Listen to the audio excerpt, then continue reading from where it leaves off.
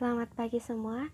Perkenalkan, nama saya Siantiani Potimau dan Kenalkan, nama saya Victoria Lotania Judris. kami dari kelompok 13 akan mempresentasikan hasil diskusi kami mengenai karyawan dan memimpin tim. Pertama, motivasi. Motivasi adalah kesediaan melakukan usaha tingkat tinggi guna mencapai sasaran organisasi yang dikondisikan melalui individu.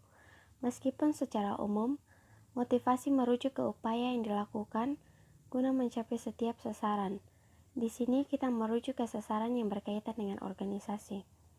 Yang kedua, maksud atau tujuan motivasi karyawan. Secara umum, dapat dikatakan bahwa tujuan motivasi adalah untuk menggerakkan atau menggugah seseorang agar timbul keinginan dan kemauannya untuk melakukan sesuatu sehingga dapat memperoleh hasil atau mencapai tujuan tertentu. Setiap tindakan motivasi mempunyai tujuan makin jelas pula. Bagaimana tindakan motivasi itu semakin jelas. Yang ketiga, kegunaan motivasi kerja. A. Mendorong timbulnya kelakuan atau suatu perbuatan. Tanpa motivasi, tidak akan timbul kegiatan seperti belajar. B. Sebagai pengarah, artinya mengarahkan perbuatan kepada pencapaian tujuan yang diinginkan. C. Sebagai penggerak, berfungsi sebagai mesin bagi mobil, artinya besar kecilnya motivasi menentukan cepat atau lambatnya suatu pekerjaan. Yang berikut, kepemimpinan pada dasarnya tidak bisa berjalan sendirian. Kepemimpinan muncul karena kerjasama dengan orang lain. Tanpa orang lain, tidak ada pemimpin. Kepemimpinan bukanlah upaya satu orang saja, melainkan melibatkan kerjasama tim. Tim yang handal adalah tim yang bisa bekerja sama, saling percaya, dan saling menghargai. Dalam membangun tim kerja adalah mengupayakan kesamaan visi, misi, dan tujuan yang ingin dicapai dengan terus melakukan brainstorming agar kesepakatan bersama dapat tercapai. Tantangan utama yang berhubungan dengan aspek kepemimpinan tim adalah membangun budaya yang kondusif serta menciptakan atmosfer yang mendukung kerja tim. Pemimpin tim yang percaya kepada teamwork biasanya memiliki posisi yang lebih baik untuk membangun kultur teamwork.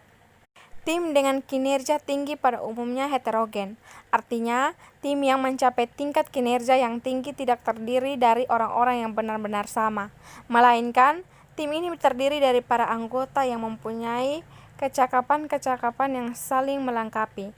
Fondasi dari sebuah tim kerja yang sukses dengan kedepankan hubungan antar manusia, tim kerja yang efektif adalah saling mempedulikan satu dengan lainnya, membangun disiplin serta membangun komitmen agar tim dapat bekerja secara efektif.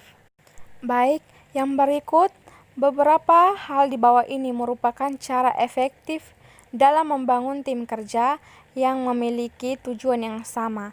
Terdapat kerjasama, komunikasi yang baik, serta memiliki komitmen adalah dengan membangun hubungan antar manusia. Fondasi dari sebuah tim kerja yang sukses adalah hubungan antar manusia. Tim kerja yang efektif adalah saling mempedulikan satu dengan lainnya. Hubungan interaksional atau yang sering disebut hubungan antar manusia, human relation, yang dilandasi kecintaan kepada sesama akan menghasilkan hubungan manusia mutualisme yang tidak dapat digantikan oleh motif apapun. Kejujuran merupakan tali pengikat organisasi yang paling kuat. Selanjutnya, membangun komitmen. Komitmen yang berarti janji untuk mengerjakan sesuatu adalah sebuah karakter dalam mencapai tujuan. Arti lainnya adalah kesanggupan untuk bertanggung jawab terhadap hal-hal yang dipercayakan kepada seseorang.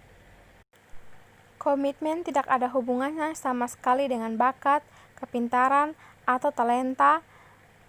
Dengan komitmen yang kuat akan memungkinkan seseorang bisa mengeluarkan sumber daya fisik, mental, dan spiritual tambahan yang bisa diperoleh sebaliknya.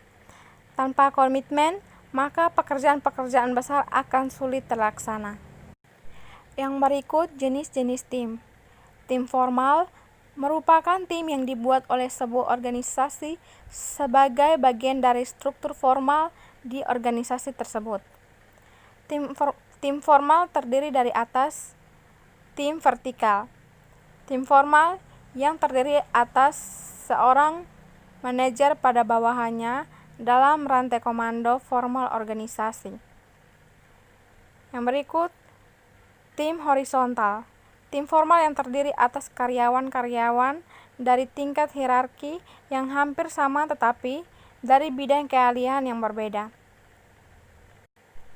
Tim yang bertahan lama terkadang permanen dalam struktur organisasi yang diciptakan untuk menangani tugas-tugas yang muncul kembali secara teratur.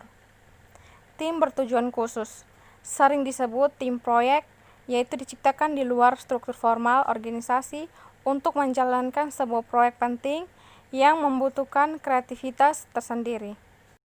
Sekian presentasi dari kelompok kami. Terima kasih.